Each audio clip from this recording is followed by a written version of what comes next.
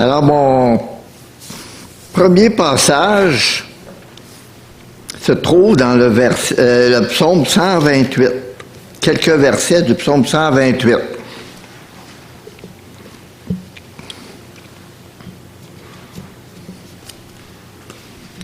Cantique des degrés. Heureux tout homme qui craint l'Éternel, qui marche dans ses voies. Tu jouis alors du travail de tes mains. Tu es heureux, tu prospères. Ta femme est comme une vigne féconde à l'intérieur de ta maison. Tes fils sont comme des plants d'olivier autour de ta table. C'est ainsi qu'est béni l'homme qui craint l'Éternel. Mes amis, voyez-vous comme moi ici? Un beau portrait de famille, même plus, un portrait d'une vie de famille. De prime abord, ce passage nous montre un homme, un mari, un père, et il est tout heureux. Les pères, sommes-nous heureux? La question peut se poser. En fait, je vous la pose. Aujourd'hui, dans notre société humaniste à l'extrême, influencée par des experts de tout acabit, où de toute évidence les fondements de la famille sont de plus en plus effrités, un mari, un père, peut-il être un homme vraiment heureux? Je vous donne une trentaine de minutes pour y répondre. Pour moi, d'emblée, j'affirme avec assurance, absolument que oui. Maintenant, avec la précieuse et nécessaire assistance de l'Esprit Saint, je me propose de relever quelques pistes dans la parole de Dieu qui assurent un vrai bonheur au Père et à toute sa famille. Heureux le Père. Prions. Quel bonheur d'être rassemblés, d'être de la même famille, dans le Christ Jésus, dans la liberté de l'Esprit Saint même, en ta présence dans la justice, notre Dieu. Oui, tu as fait de nous tes enfants, lavés de tout péché, revêtus de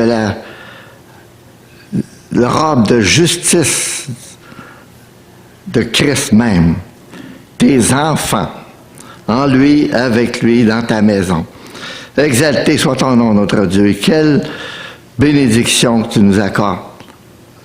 On se place maintenant au pied de ta parole, Seigneur, un moment privilégié, un moment important. Merci pour ton livre, pour l'esprit de vérité qui l'illumine à notre esprit, et qui nous donne de comprendre les choses que Dieu nous a données dans sa grâce, de les recevoir, de les croire, de les mettre en œuvre dans notre vie. Sois présent abondamment, Seigneur, dans la personne de l'Esprit Saint, dans chacun de nous et au milieu de nous tous. Oui, tu es notre bon berger qui a donné sa vie pour nous. Tu es notre maître qui nous conduit dans les sentiers de la justice, pour nous enseigner, corriger, nous affermir dans la foi, particulièrement par ce moyen privilégié qu'est la lecture et la méditation et aussi la prédication, l'enseignement de ta parole. Rassasie-nous les mets de ta table, répands la bénédiction, même, Seigneur, répands cette pluie bienfaisante, renouvelle la force de chacun et chacune par l'enseignement de ta parole, vivante et puissante et agissante par la vertu de l'Esprit Saint. À la gloire de ton nom, à la gloire de Dieu. Amen. Heureux le Père, comme nous l'avons lu dans ce psaume 128, heureux le Père qui craint l'Éternel et qui marche dans ses voies. J'ai bien aimé la traduction du sommaire ici. « Heureux es-tu, toi qui révères l'Éternel. Heureux es-tu, toi qui révères l'Éternel et qui suis les chemins qu'il a tracés. » Nous voyons que cet homme croit que son Dieu est le seul vrai Dieu, le Créateur et le souteneur de toutes choses, la source et le pourvoyeur de toute bénédiction. Il est un homme béni. Il reconnaît que ce Seigneur du ciel et de la terre a donc tous les pouvoirs, tous les droits. Il est digne d'être adoré, honoré et d'être écouté et obéi. Il craint l'Éternel, il révère l'Éternel. Ce mari et père croit que son Dieu est le seul sage, qu'il est l'inventeur, le créateur du mariage, tel qu'écrit dans le récit inspiré de toutes les origines, le livre de la Genèse, et confirmé à maintes reprises dans toutes les Écritures. Et en plus, nous voyons que ce père croit que le créateur du mariage a écrit un livre d'instructions à suivre pour son bon fonctionnement. Comme le semblent dire ces paroles de notre passage, « Toi qui révères l'Éternel et qui suis les chemins qu'il a tracés. » En contexte immédiat, ici, dans le psaume 127, si vous l'avez sous vos yeux, psaume 127, verset 1, je lis, Cantique de Salomon, « Si l'Éternel ne bâtit la maison, ceux qui la bâtissent travaillent en vain. Si l'Éternel ne bâtit la maison, ceux qui la bâtissent travaillent en vain. » Ce qui est explicite ici, Dieu est à l'œuvre et la personne est à l'œuvre dans la construction. Ce qui est plutôt implicite, c'est que le mari, un père qui bâtit sa maison, doit la faire selon les instructions de Dieu. Si l'Éternel ne bâtit la maison, ceux qui la bâtissent travaillent en vain. Ici, ça m'a fait penser à des propos semblables de notre Seigneur Jésus dans une de ses paraboles, en Matthieu chapitre 7, à partir du verset 24. « C'est pourquoi quiconque entend ces paroles que je dis et les met en pratique sera semblable à un homme prudent qui a bâti sa maison sur le roc. La pluie est tombée, les torrents sont venus, les vents ont soufflé et se sont jetés contre cette maison. Elle n'est point tombée parce qu'elle était fondée sur le roc. » Quelle belle parabole, quelle belle figure du constructeur et du fondement. Le Christ et ses paroles. Si l'Éternel ne bâtit la maison, ceux qui la bâtissent travaillent en vain. Toi qui révères l'Éternel et qui suis les chemins qu'il a tracés. Combien désolant, et c'est peu dire, d'entendre ces paroles sévères du Seigneur au sacrificateur Élie, qui a craint les hommes plus que son Dieu dans la construction de sa maison. D'où vient que tu honores tes fils plus que moi? Les pères, ce matin, qu'en est-il de nous?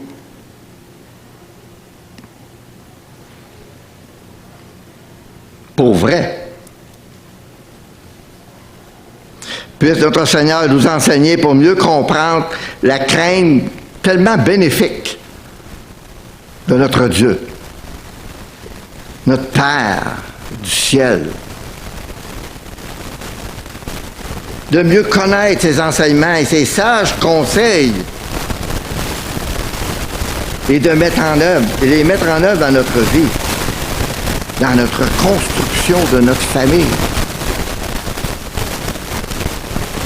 Un passage que j'ai pensé ici, vu qu'il n'est pas loin, très pertinent. Proverbe 2, vous tournez de quelques pages. Proverbe 2.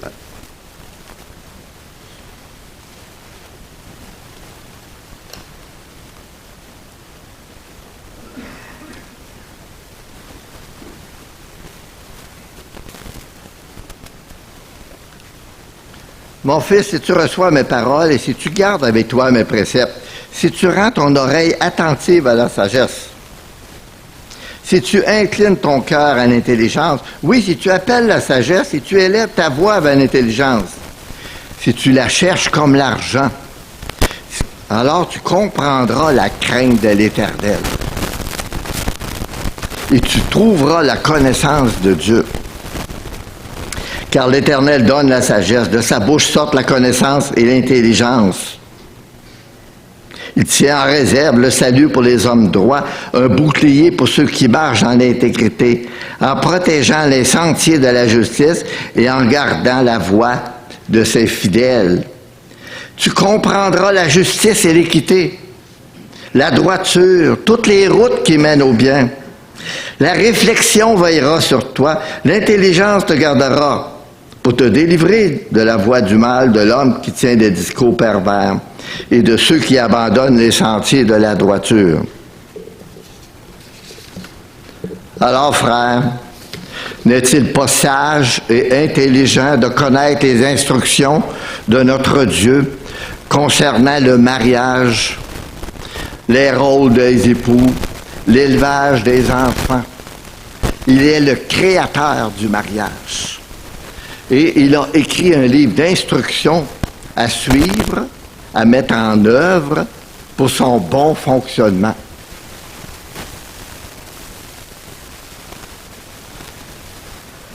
Quelqu'un a raison, a écrit ici, un papa ne donne pas seulement la vie. Il enseigne à ses enfants comment la vivre pour être heureux, à la gloire de Dieu. Alors, n'est-il pas sage et intelligent de marcher dans les voies de notre Dieu avec confiance et obéissance, avec patience au cours des années, et cela en toutes circonstances.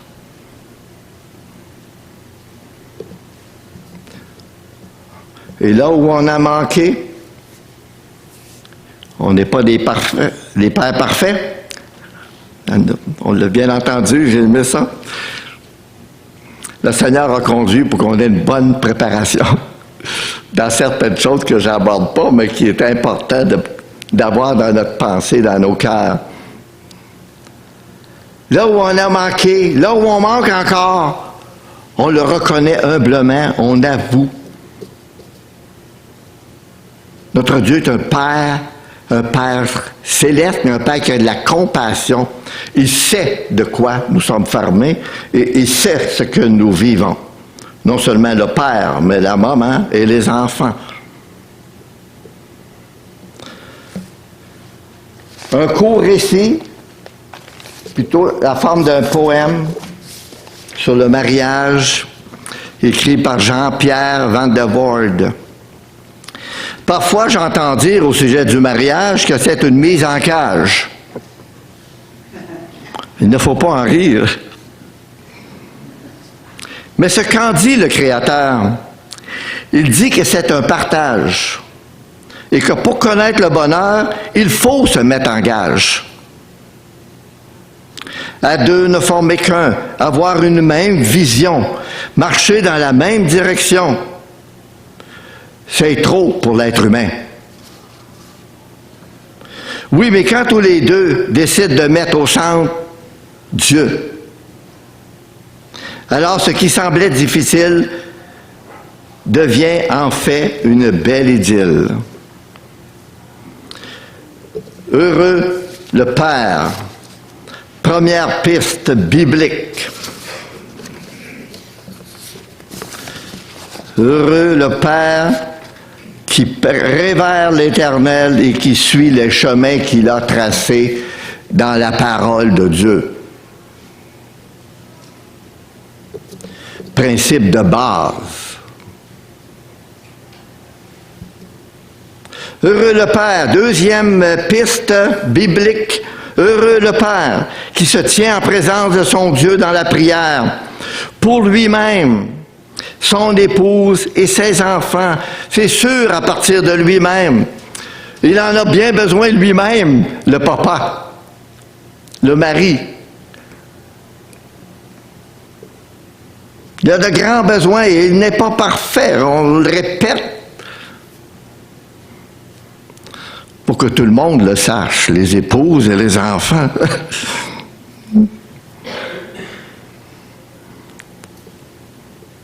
Nous savons dans quelle sorte de société on vit. Les temps sont difficiles. Et c'est peu dire.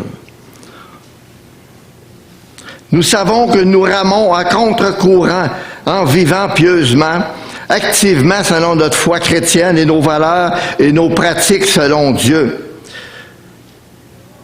Nous ramons au milieu d'une mer enragée, ballottée par les vents, oui, les torrents, les vagues, qui causent souvent beaucoup de dommages aux familles.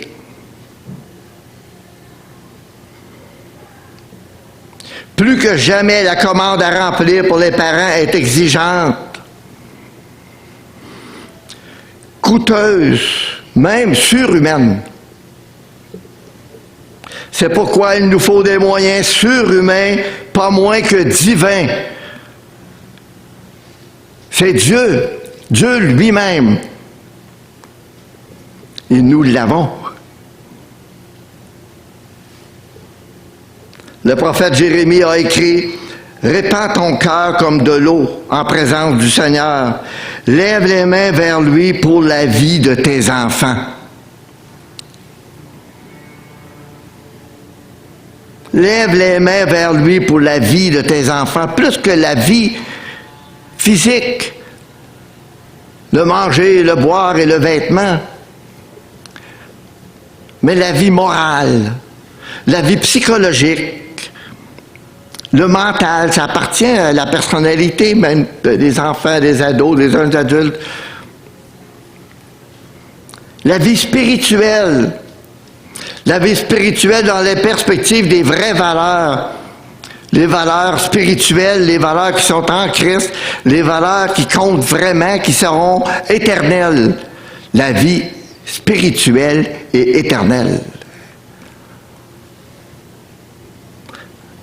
Lève tes mains vers lui pour la vie de tes enfants. Lamentation de Jérémie, chapitre 2, verset 19. Je me suis rappelé le bonheur de ce papa, un officier du roi qui, avec confiance, vint vers le Seigneur et pour plaider avec supplication pour son fils malade. Il y a trop de choses qui me viennent à la pensée. Malade à la mort. Mais je me suis rappelé le bonheur de ce papa. Il fut exaucé. Excusez-moi, je vais essayer de reprendre mon souffle. Vous me suivez dans Jean. Le court récit ici dans l'Évangile de Jean, chapitre 4, verset 46.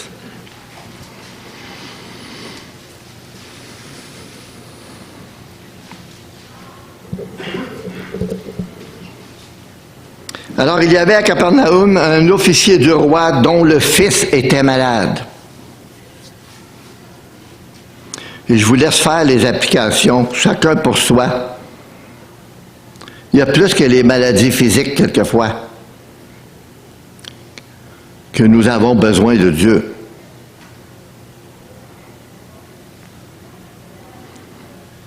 Ayant appris que Jésus était venu de Judée en Galilée, il alla vers lui et le pria de descendre et de guérir son fils qui était près de mourir. Jésus lui dit, si vous ne voyez des miracles et des prodiges, vous ne croyez point. L'officier du roi lui dit, Seigneur, descends avec que mon enfant meure. Va, lui dit Jésus, ton fils vit. Et cet homme crut à la parole que Jésus lui avait dite et il s'en alla. Comme il descendait déjà, ses serviteurs venant à sa rencontre lui apportaient cette nouvelle.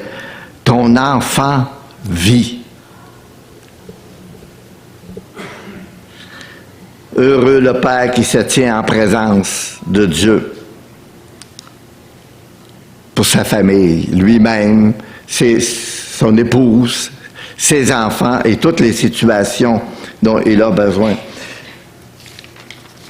J'ai retenu cette méditation biblique.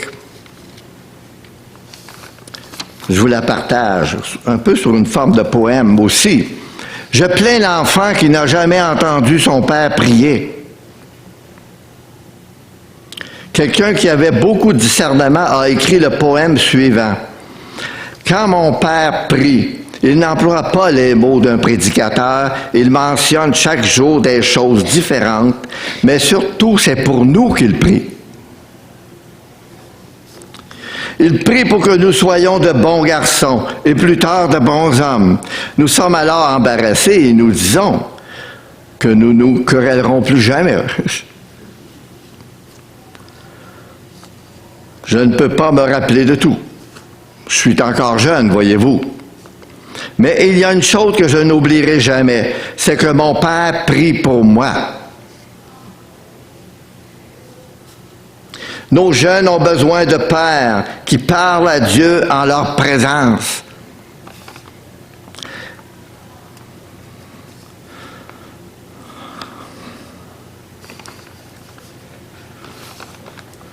Ils ont besoin de pères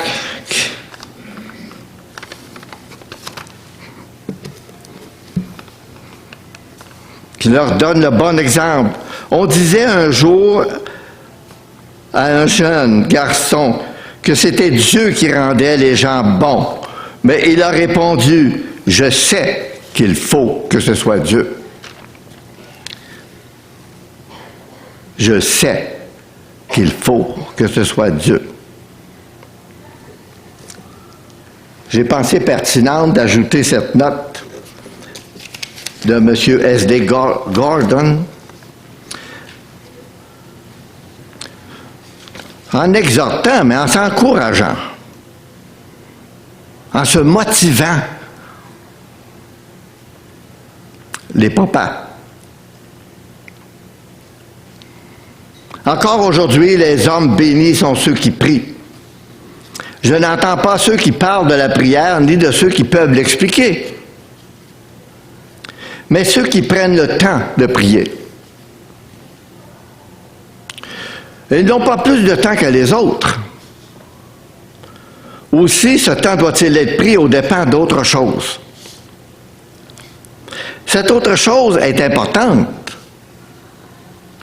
mais elle est encore moins importante que la prière. Heureux le Père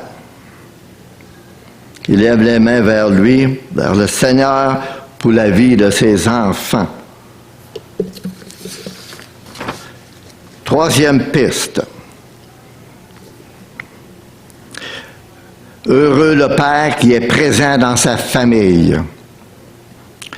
Comme nous l'avons lu et vu dans ce psaume 128,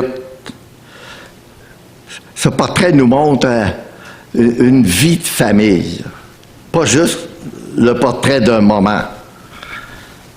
L'épouse, les enfants, ils prospèrent, il y a l'unité, il y a l'utilité, il y a les fruits, il y a la bénédiction. C'est la vie d'une famille. Non seulement d'un jour, mais d'une vie.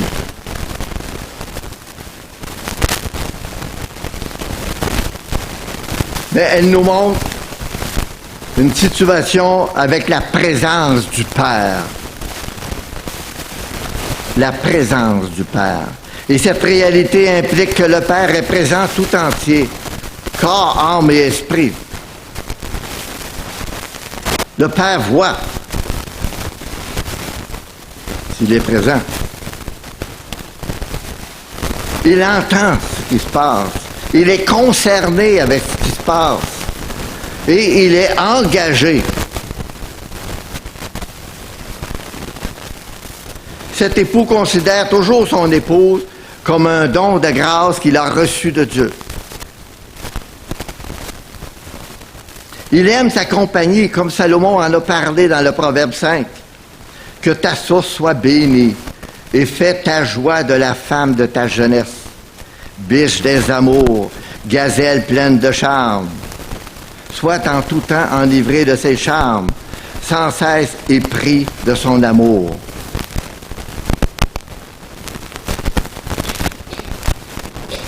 Toute la vie.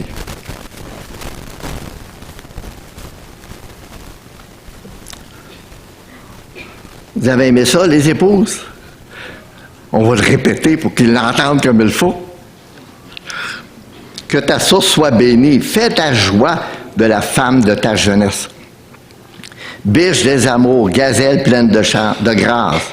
Sois en tout temps enivrée de ses charmes, sans cesse épris de son amour. Un époux présent. Présent pour son épouse. Dans la famille, comme un don de grâce qu'il a reçu de Dieu. Il demeure engagé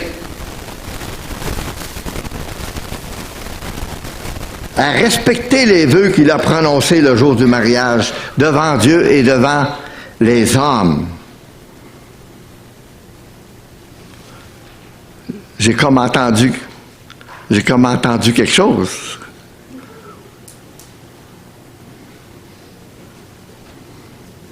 Je les ai oubliés.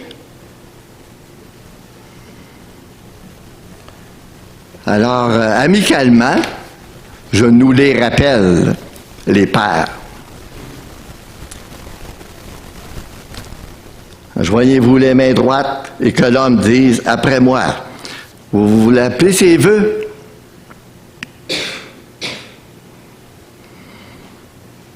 Moi, moi, c'est toi. Je te prends, mais là, c'est mon épouse.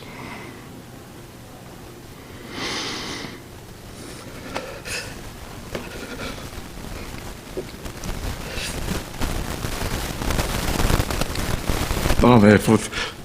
Viens prendre le relève. Ça fait longtemps que je n'ai pas fait de mariage, mais j'en ai fait plusieurs. Et je me rappelle du mien pour commencer. Il le faut.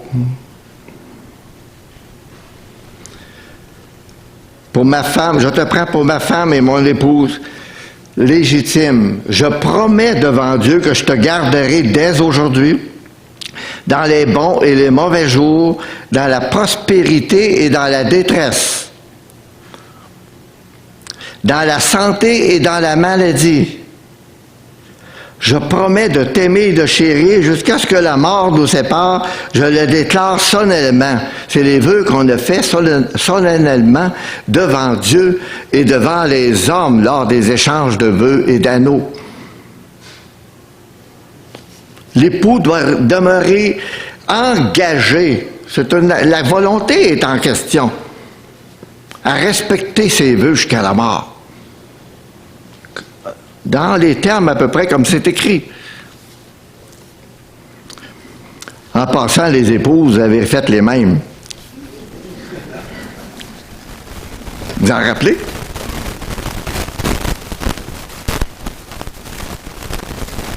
Il demeure déterminé à toujours l'aimer comme au premier jour, comme Dieu le veut. Déterminé parce que la volonté est engagée. Comme Dieu le veut, comme le Christ qui est le chef de l'Église, qui est le chef de l'homme. L'homme est le chef de la femme et Christ est le chef de... Dieu est le chef de Christ. Bon, je l'ai fait à l'envers. 1 Corinthiens chapitre 11, je pense qu'il y en a question. Quelques versets dans Éphésiens chapitre 5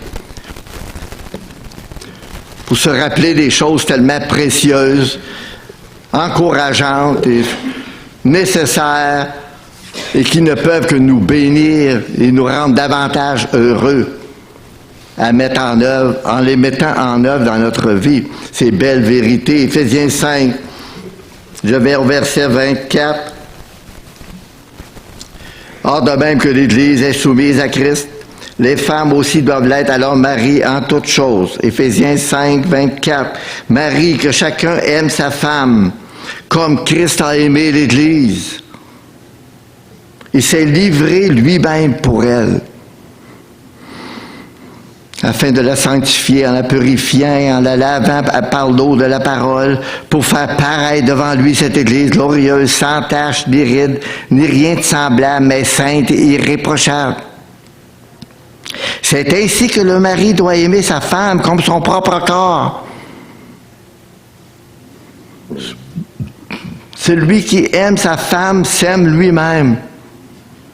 Car jamais personne n'a haï sa propre chair, mais il la nourrit, il en prend soin comme Christ l'a fait pour l'Église, parce que nous sommes membres de son corps. C'est pourquoi l'homme quittera son père et sa mère, s'attachera à sa femme.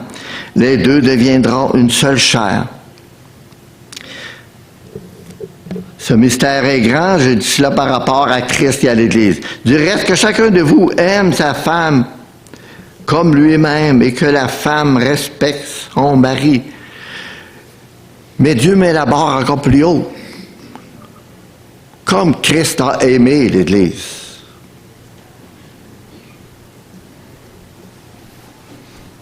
Aimer librement, volontairement, joyeusement. Être heureux. En compagnie de son épouse, ses enfants, sa famille, être heureux avec sa femme. Aimer être ensemble. Chercher être ensemble. Faire des activités ensemble.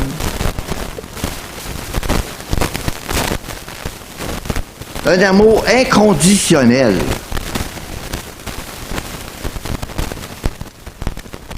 Sans qu'elle ait à le mériter. Pour ce qu'elle est, mais aussi pour ce qu'elle n'est pas. Ici aussi, c'est vice et versa, pour que ça fonctionne bien, selon les instructions du Seigneur. Aimer librement, joyeusement, aimer inconditionnellement, aimer sacrificiellement. L'amour, c'est donner. L'amour engage l'action de donner. Donner, œuvrer pour elle. Comme le texte, il y aurait beaucoup à dire, là, mais là, on ne développera pas les détails dans Éphésiens 5. Comme Christ est à l'œuvre pour l'Église, pour la perfectionner, la sanctifier, la rendre de plus en plus belle, agréable, utile. Hein? Le mari est engagé dans son amour, mais aussi inconditionnellement, mais aussi sacrificiellement. Ça coûte quelque chose.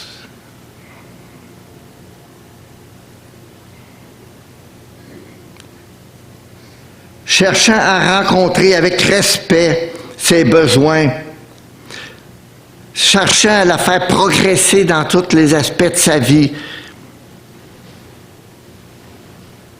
dans tous les aspects de sa vie chrétienne aussi, son perfectionnement, son édification dans la vie chrétienne. Éphésiens 5, 25, hein? Marie, que chacun aime sa femme comme Christ a aimé l'Église et s'est livré lui-même pour elle. Je sais qu'il y aura encore beaucoup à dire là-dessus, mais je me suis engagé à vous donner que quelques pistes générales à développer pour le restant de votre vie de couple, de votre vie de père. Les pères, les enfants doivent voir, entendre, savoir que papa aime maman.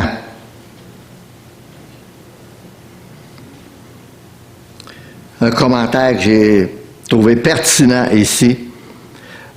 Un enfant qui grandit avec la connaissance que ses parents s'aiment toujours plus qu'hier, moins que demain, possède une base merveilleuse de stabilité émotionnelle.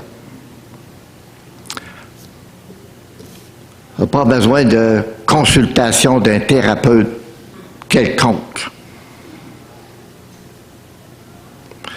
pour la stabilité émotionnelle rassurante, confortante, protégeante. Papa papa aime maman, parce qu'on le voit, parce qu'on l'entend.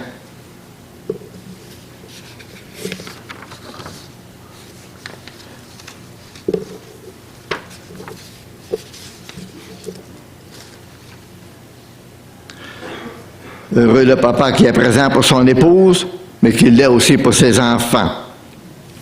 Il voit ses enfants comme des bénédictions, des récompenses, un précieux héritage, et non comme des problèmes, des fardeaux, qui est non seulement au courant des problèmes, parce qu'il est présent, mais il est concerné, qui s'implique dans la recherche des solutions. Il prend soin des siens. Dans cette histoire, un éleveur de brebis a son voisin, un éleveur de brebis comme lui, qui de toute évidence réussissait mieux que lui. À un moment donné, décide d'engager la conversation sur ce sujet-là et d'oser lui demander, mais c'est quoi ton secret? Vois-tu, c'est un vieux secret, bien connu, bien simple. J'en prends soin. Comme le berger de son troupeau, prend soin de son troupeau. J'en prends soin. Je suis présent, je vois, j'entends, je suis concerné. Je le soulignais tantôt comme le cas de ce papa-là, l'officier du roi. De toute évidence, il était présent à l'occasion de son fils malade. Il entend parler que Jésus était là. Ça fait probablement longtemps que son fils était malade aussi. Là, il était malade à la mort. Il est au courant, il est concerné et il est proactif. Il agit. Là, sommes-nous présents suffisamment pour les épouses et pour les enfants?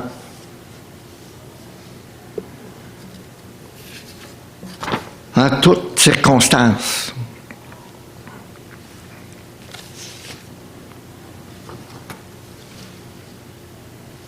Nous le savons, ne le savons-nous pas, père et mère, surtout les plus âgés. J'ai presque dit aux cheveux blancs, aux cheveux gris. Les plus âgés en années de vie de famille, de vie de mariage, d'élevage d'enfants. Ne le savons-nous pas, père et mère? C'est sûr qu'on le sait. Les apprentissages, les liens tricotés, les souvenirs créés par les expériences ensemble, les bonnes et les mauvaises. C'est sûr qu'il y en a des bonnes, c'est sûr qu'il y en a des mauvaises. Les joyeuses et les tristes. Tous la vie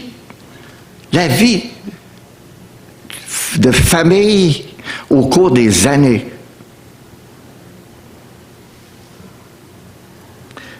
Sont l'étoffe de la vie familiale heureuse et dureront pour le reste de la vie. Quelque chose comme la mission accomplie du pourquoi que Dieu a créé ce noyau, cette cellule familiale. Le centre, la base, le développement de la société, mais par le foyer, le noyau familial. Pour le bonheur de l'homme, du papa, de la maman et des enfants, pour leur réalisation, leur accomplissement, dans la perspective toujours, on se parle entre chrétiens, non? Des choses qui sont les véritables, qui comptent à la gloire du Seigneur pour l'éternité.